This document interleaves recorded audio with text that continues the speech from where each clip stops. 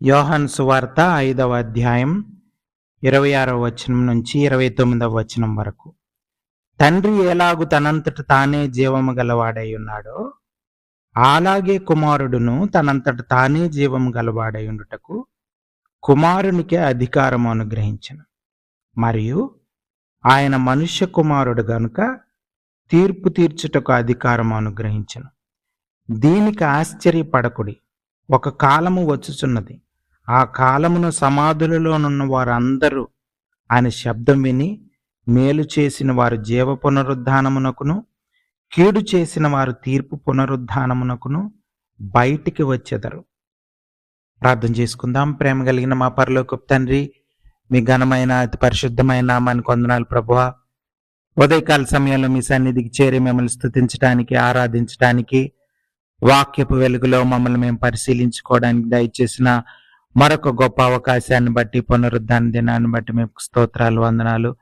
మా జీవితాల్లో మీరు చేస్తున్న ప్రతి మేలుని బట్టి, మా ఏళ్ళ మీరు కలిగి ఉన్న ప్రణాళికలను బట్టి మీకు వందనాలు, స్తోత్రాలు. ప్రభువా నాయన ఉద్దేశాలను బట్టి మీకు వందనాలు, స్తోత్రాలు తెలియజేస్తా ఉన్నాం.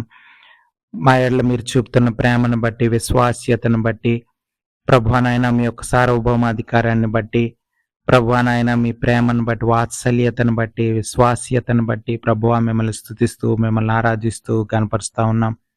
గడిచిన కాలంలో అనేక సార్లు మేము బలహీన పరిస్థితుల్లో ఉంటున్నప్పుడు, ఆత్మీయ అవసరతల్లో ఉంటున్నప్పుడు వాక్యం ద్వారా మమ్మల్ని దర్శించారు, పోషించారు, బలపరిచారు, ఆదరించారు. అందుని బట్టి మిమ్మల్ని స్తుతిస్తూ ఘనపరుస్తూ ఉన్నాం. ప్రభువా నాయన మీ గొప్పతనాన్ని బట్టి, ఔన్నత్యాన్ని బట్టి మిమ్మల్ని స్తుతిస్తూ ఉన్నాం. ఈ సమయంలో మాతో మాట్లాడబోతున్నందుకు మీకు వందనాలు. ప్రతి ఆటంకాన్ని, అంధకార శక్తిని లయపరచమని యేసయ్యా మిమ్మల్ని స్తుతిస్తూ ఉన్నాం. మాతో మాట్లాడమని, బలపరచమని ప్రాధేయపడతా ఉన్నాం. మీ వాక్యం వినడానికి, గ్రహించడానికి, లోబడ్డానికి సహాయం దయచేయమని, వాక్యం విన్న ప్రతి ఒక్కరిని మీ దీవెనలతో, మీ ఆత్మీయమైన మేళ్లతో నింపమని ప్రాధేయపడుతూ, ఘనత, మహిమ, ప్రభావాలు మీకే ఆరోపిస్తూ, యేసు ప్రభువారి అతి పరిశుద్ధమైన నామంలో ప్రార్థన అడిగి వేడుకొంచున్నాం తండ్రి. Amen, amen. ఒకసారి భారతదేశంలో బ్రిటిష్ పరిపాలన కింద భారతదేశం ఉంటున్న కాలంలో ఒక ఆయన ఒక కథ రాశాడు. అయితే ఆ కథలో ఏంటంటే, ఒక వైద్యుడు ఒక బ్రిటిష్ దేశానికి చెందినటువంటి ఒక స్త్రీని ఆయన భౌతికంగా గాయపరిచినట్లు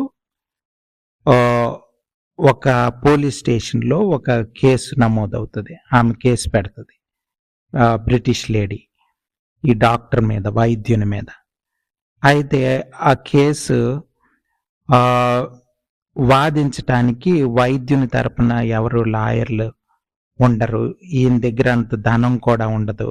కాబట్టి ఆ బ్రిటిష్ దేశం వాళ్ళే గెలుస్తారన్నది అనుకుంటారు. ఆ విధంగా కథ ప్రారంభం అవుతుంది. అయితే భారతదేశానికి చెందిన ఒక లాయర్, చాలా పేరు పొందినటువంటి లాయరు, ఆయన చాలా దూరంలో ఎక్కడో ఇండియాలో, సెంట్రల్ ఇండియాలో ఎక్కడో ఉంటాడు ఆయన. ఈయన ఎక్కడో మారుమూల ప్రాంతాల్లో వైద్యుడు ఉంటాడు. కానీ ఆ వార్త ఆయనకి తెలిసి, ఆ యొక్క లాయర్ గారికి తెలిసి, ఆయనకు ఒక టెలిగ్రామ్ పంపిస్తాడు. ఒకవేళ నీకు ఇష్టమైతే నీ కేసు నేను వాదిస్తాను అని చెప్పి.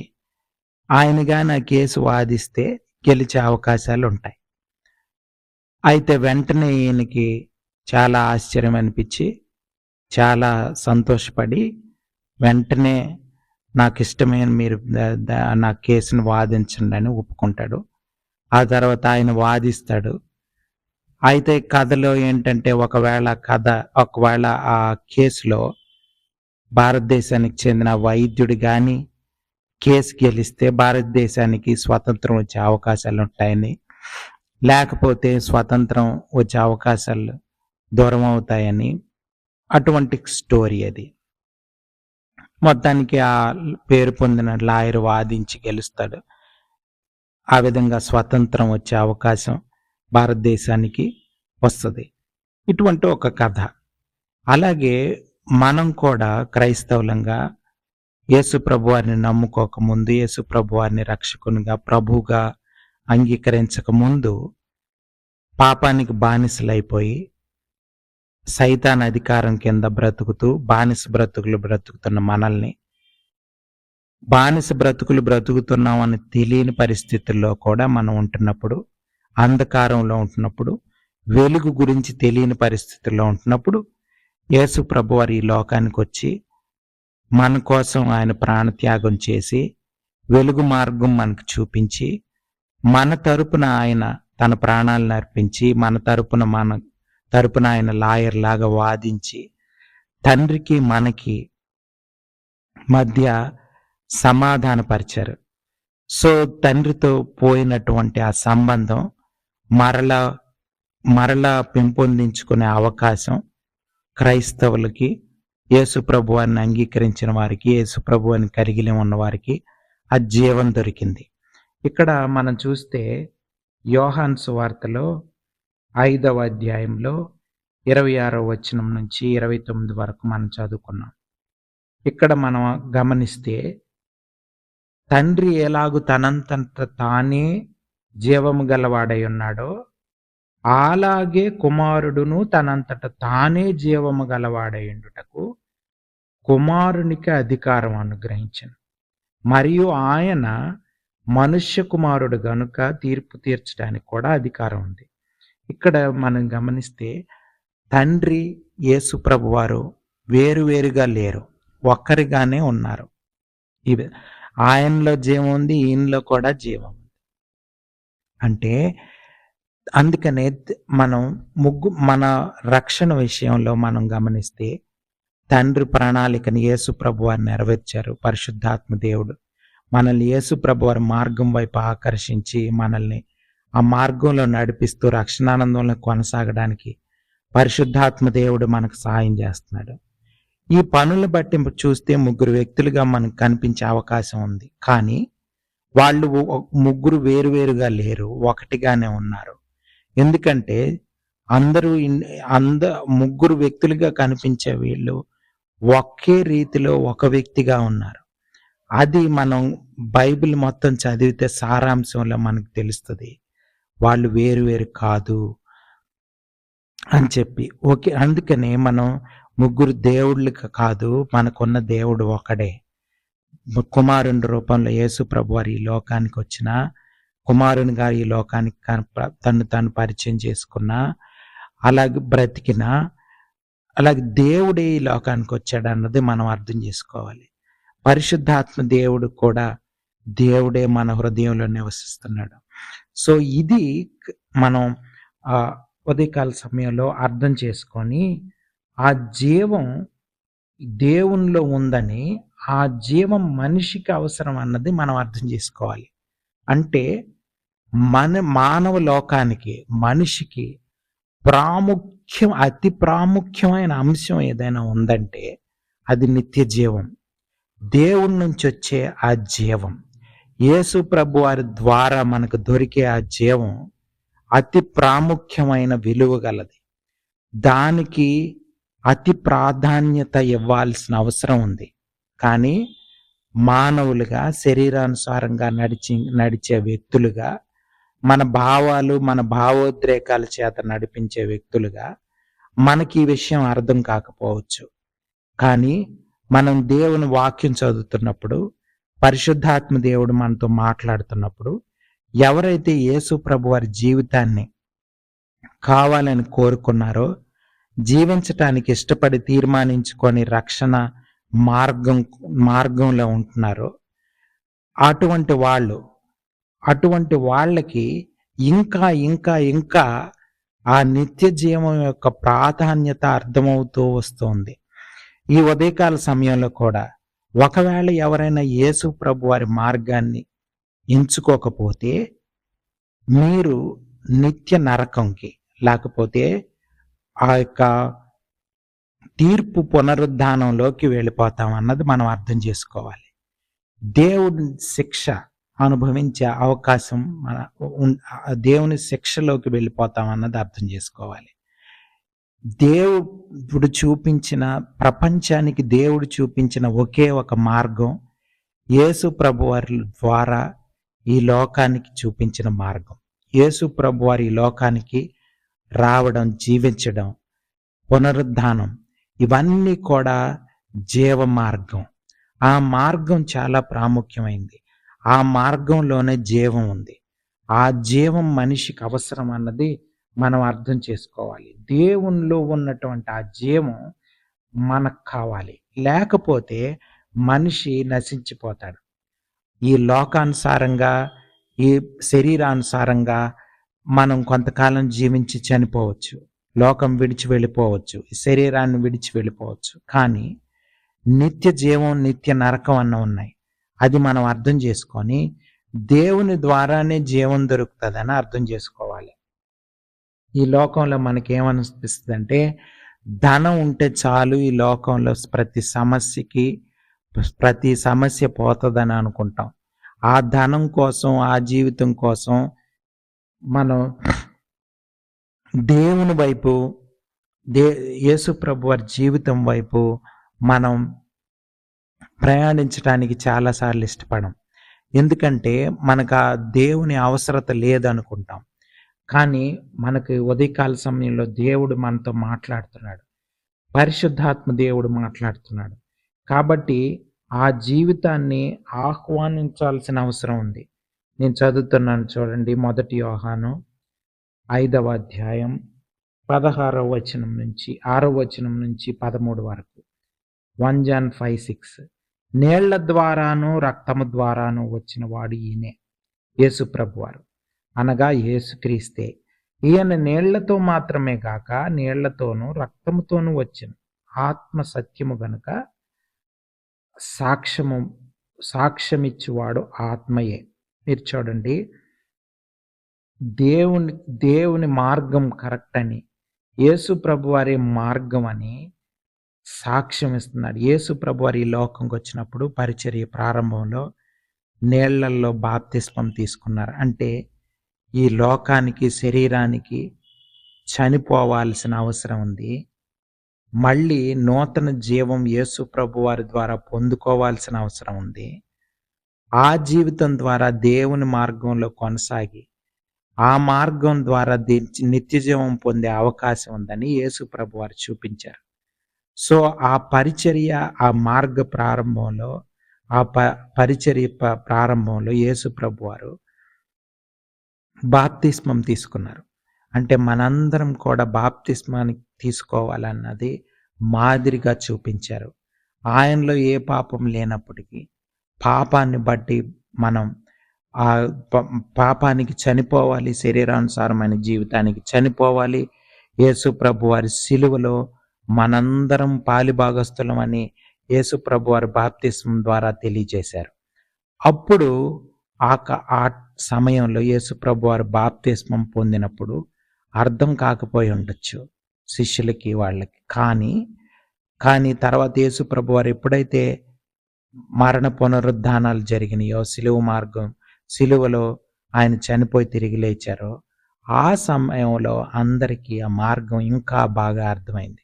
ఆ తర్వాత యేసు ప్రభువారు పునరుద్ధానుడై లోకాన్ని విడిచి తండ్రి సన్నిధికి వెళ్ళిపోయిన తర్వాత శిష్యులు ఆ మార్గాన్ని యేసు ప్రభువారితో ఉన్న శిష్యులు ఈ లోకానికి ఆ మార్గాన్ని పరిచయం చేశారు. ప్రపంచం మొత్తం ఆ మార్గం అర్థం చేసుకున్నారు.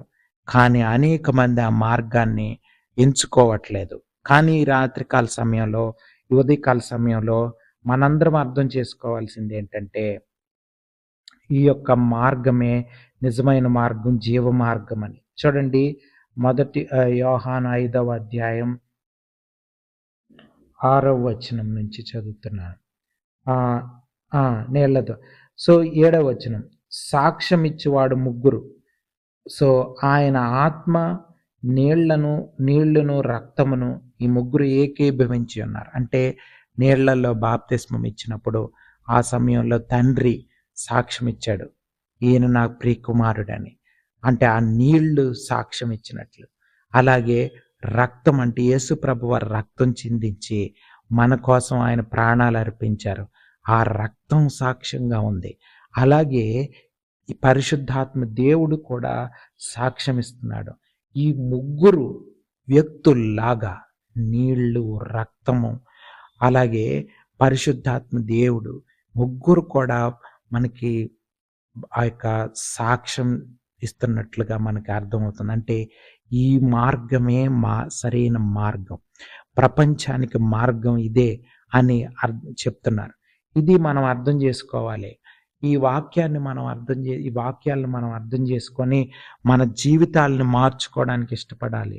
అంటే దేవుని చిత్తం చేయడం ద్వారా ఈ లోకంలో మనం నివసించాలన్నది మనం అర్థం చేసుకోవాలి.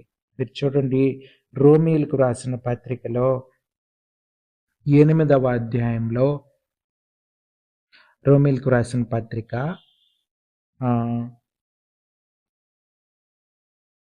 14వ అధ్యాయం 7 నుంచి 9 వరకు చదువుతున్నాను. చూడండి, రోమీయులకు రాసిన పత్రిక 14వ అధ్యాయం 7 నుంచి 9 వరకు. మనలో ఎవడును తన కోసమే బ్రతుకడు, ఎవడను తన కోసమే చనిపోడు. ఇది క్రైస్తవ జీవితం. అంటే మన బ్రతుకు మన కోసం బ్రతికేది క్రైస్తవ జీవితం కాదు, దేవుని కోసం బ్రతికేది క్రైస్తవ జీవితం. అంటే దేవుని చిత్తానుసారంగా యేసు ప్రభు వారు ఎటువంటి జీవితం జీవించారో ఆ జీవితమే సరైన జీవితం అని చెప్తున్నాడు. ఆ మార్గమే ప్రపంచానికి దేవుని సన్నిధికి వెళ్ళే అవకాశం ఉన్న మార్గం ఇదొక్కటే. చూడండి, మనము బ్రతికినను ప్రభు కోసమే బ్రతుకుచున్నాం, చనిపోయినను ప్రభు కోసమే చనిపోవచ్చున్నాం. అంటే ఎవరైతే యేసు ప్రభు వారిని నమ్ముకున్నారో, యేసు ప్రభు వారి శిష్యులుగా ఉంటున్నారో మనందరం క్రైస్తవులుగా ఎవరైతే చెప్పుకుంటున్నారో వాళ్ళందరూ బ్రతకాల్సిన పద్ధతి. కాబట్టి మనం బ్రతికినను చనిపోయినను ప్రభు వారమై ఉన్నాం. అంటే మనం ప్రభువుకి చెందిన వారం. ఎవరైతే యేసు ప్రభు వారికి చెందిన వాళ్ళో, ఎవరైతే యేసు ప్రభు వారిని కలిగి ఉన్నారో వాళ్ళకి జీవితం దొరుకుతుంది అన్నది మనం అర్థం చేసుకోవాలి. ఎవరైతే యేసు ప్రభు వారిలో ఉన్నారో వాళ్ళకే జీవం దొరుకుతుంది. ఇది 1 యోహానులో మనం చదువుకున్నాం. 6 నుంచి చదివినప్పుడు 11వ వచనంలో చూస్తే, దేవుని కుమారుని అంగీకరించి వాడు జీవం గలవాడు, దేవుని కుమారుని అంగీకరింపని వాడు జీవము లేనివాడే. దేవుని కుమారుని నామమందు విశ్వాసముంచు మీరు నిత్య జీవము గలవారని తెలుసుకొనున్నట్లు నేను ఈ సంగతులను మీకు వ్రాయిచున్నాను.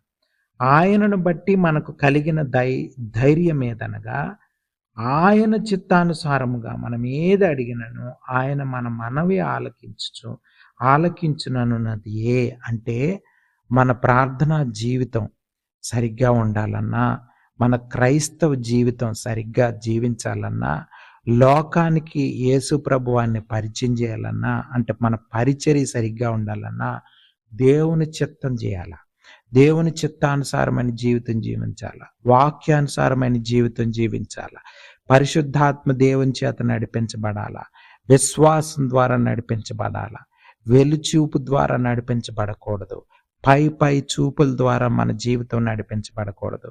మన ఇష్టానుసారంగా మన శరీరాశలను బట్టి, లోకాశలను బట్టి, జీవపు డంబాన్ని బట్టి మన జీవితాలు నడవకూడదు. మన జీవితాలు యేసు ప్రభు వారు చూపించిన ఆ దేవుని చిత్తానుసారమైన జీవితం జీవించే ఆ మార్గం, మనం ప్రపంచానికి చూపించిన ఆ మార్గంలో మనం వెళ్తేనే నిత్య జీవం దొరుకుతుంది. మనం తీర్పులోనికి రామని మనం అర్థం చేసుకోవాలి. సో ఈ రోమీయులకు రాసిన పత్రికలో ఉన్నటువంటి మాటలు మనం ఆ విధంగా జీవించాలి. రోమీయులకు రాసిన పత్రిక 14లో మనం చదివాం. 9వ వచనం, తాను మృతులకును సజీవులకును ప్రభు అయ్యుటకు ఇందు నిమిత్తమే కదా క్రీస్తు చనిపోయి మరలా బ్రతికెను. ఎంత క్లియర్గా చెప్తున్నాడు చూడండి. మనము మన కోసం బ్రతకూడదు, దేవుని కోసం బ్రతకాలి. బ్రతికున్న చనిపోయిన దేవుని కోసమే బ్రతకాలి, దేవుని కోసం చనిపోవాలి. ఇది యేసు ప్రభు వారి యొక్క యేసు ప్రభు వారి ఈ లోకానికి వచ్చిన కారణం. దేవుడే ఈ లోకానికి వచ్చిన కారణం. దేవుడే మనలో నివసించడానికి గల కారణం. ఎప్పుడైతే మనం దేవుణ్ణి అంగీకరించామో, పరిశుద్ధాత్మ దేవునిలాగా దేవుడు మన హృదయంలో దేవుడు జీవిస్తాడు, మనతో మాట్లాడుతున్నాడు, వాక్యానుసారమైన జీవితం జీవించడానికి ఆయన జీవిస్తాడు. ఇవి చాలా ప్రాముఖ్యమైన మాటలండి. చూడండి, కీర్తనల గ్రంథంలో మనం చూద్దాం ఒకసారి. కీర్తనల గ్రంథం నేను చదువుతాను.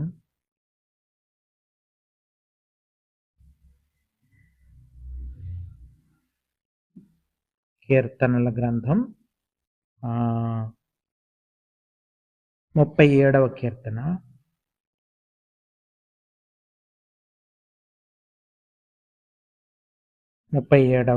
5వ వచనం. నీ మార్గమును యెహోవాకు అప్పగింపుము, నీవు ఆయనను నమ్ముకొనుము, ఆయన నీ కార్యము నెరవేర్చును. చూడండి, మనం ఏ పని చేసినా దేవుని మీద అంటే దేవుని చేత నడిపించబడే జీవితం గురించి యేసు ప్రభువారు రాకముందే దావీదు భక్తుడు పరిశుద్ధాత్మ దేవుని ద్వారా ఈ మాటలు పలికాడు, ఈ మాటలు రాశాడు. చూడండి 5వ వచనంలో, 37వ కీర్తన 5వ వచనం. నీ మార్గమును యెహోవాకు అప్పగించు అంటే మన మార్గం యేసు ప్రభువారే అయి ఉండాలా.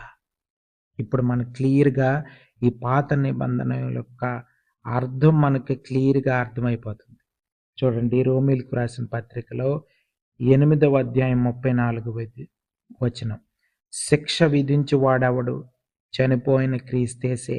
అంతేకాదు, మృతులలో నుండి లేచిన వాడును, దేవుని కుడిపార్శ్వమున ఉన్నవాడును, మన కొరకు విజ్ఞాపనము కూడా చేయువాడును ఆయనే. యేసు ప్రభువారే మన జీవితానికి సరైన మార్గం చూపించేది.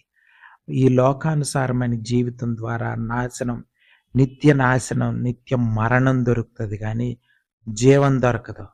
సోర్స్ ఆఫ్ లైఫ్ యేసు ప్రభువారు, తండ్రి. కాబట్టి మనం ఆ జీవ మార్గాన్ని ఎంచుకుందాం. క్రైస్తవులైనా క్రైస్తవేతరులైనా ఈ జీవ మార్గంలోనే మనం ప్రయాణం చేయాల్సిన అవసరం ఉంది. ప్రపంచం చాలా అంత్య దినాల్లో ఉంది, చివరి దినాల్లో ఉంది. కాబట్టి క్రైస్తవులంగా మనం ఈ లోకాన్ని సారమైన జీవితం కాకుండా, శరీరానుసారమైన జీవితం కాకుండా, మన ఇష్టానుసారంగా కాకుండా బ్రతికిన చనిపోయిన దేవుని కోసం బ్రతకాలి, దేవుని కోసం చనిపోవాలని పౌలు భక్తుడు రోమీలకు రాసిన పత్రికలో చెప్పినట్లు ఆ విధమైన జీవితం జీవించడానికి మనం ఈ యొక్క ఉదయకాల సమయంలో తీర్మానించుకోవాల్సిన అవసరం ఉంది. చూడండి, సామెతల గ్రంథం ఒక మాట చదువుతాను.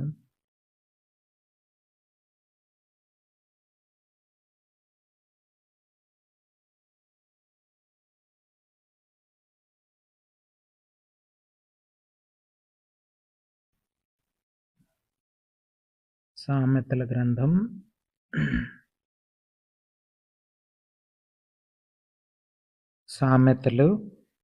16వ అధ్యాయం 3వ వచనం. సామెతల గ్రంథం 16వ అధ్యాయం 3వ వచనం. నీ పనుల భారము యెహోవా మీద నుంచుము, అప్పుడు నీ ఉద్దేశములు సఫలమగును. దేవుని మీద ఆధారపడి బ్రతకాల్సిన అవసరం ఉంది ప్రతి మనిషి కూడా. మన భారం మన నెత్తి మీద వేసుకుంటే, ఆ ప్రెషర్ ఫీల్ అయితే దానివల్ల మన ఆరోగ్యానికి సమస్య. మనం కాదు, క్రైస్తవ జీవితం జీవించడం, దేవుని చిత్తానుసారమైన జీవితం జీవించడం మన వల్ల కాదు. అది యేసు ప్రభువారి వల్లనే అవుతుంది, పరిశుద్ధాత్మ దేవుని వల్లనే అవుతుంది, ఆ శక్తి వల్లనే అవుతుంది. అందుకనే మన మార్గాలన్నీ దేవునికి అప్పచెప్తాం, మన భారం అంతా ఆయన మీద మోపుతాం, ఆయన చెప్పినట్లు నడుచుకుందాం. ఆయన ఏం చెప్తే అది చేయడం ద్వారా ఈజీగా క్రైస్తవ జీవితం జీవించే అవకాశం ఉంది. యేసు ప్రభువారు ఉచితంగా విశ్వాసం ఉంచడాన్ని బట్టి మనకిచ్చిన ఈ రక్షణ, కేవలం మనం విశ్వాసాన్ని బట్టి క్రైస్తవ జీవితం జీవించాల్సిన అవసరం ఉంది.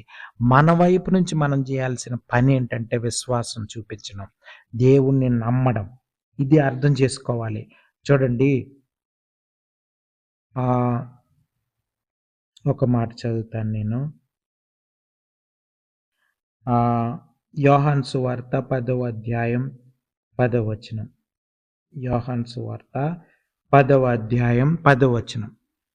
దొంగ దొంగతనమును, హత్యను, నాశనమును చేయుటకు వచ్చును, కానీ మరి దేనికిని రాడు. అంటే సైతాను, అంటే లోకానుసారమైన జీవితం జీవిస్తే మనం సైతాను అధికారం కింద ఉంటాం కాబట్టి దొంగ అంటే సైతాన్ ఏం చేస్తాడంటే మనల్ని నాశనం చేసేస్తాడు, మనల్ని హత్య చేస్తాడు, మనల్ నుంచి దోచుకుంటాడు.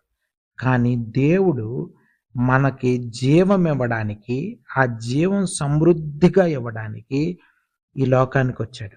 అంటే దేవుని మార్గం మాత్రమే నిజమైన జీవం దొరుకుతుంది. ఆ జీవం మనకు అవసరం. ఆ జీవ మార్గంలో ప్రయాణం చేయడానికి, మనల్ని ప్రయాణం చేయడానికి, నడిపించడానికి యేసు ప్రభువారు ఈ లోకానికి వచ్చారన్నది మనం అర్థం చేసుకోవాలి.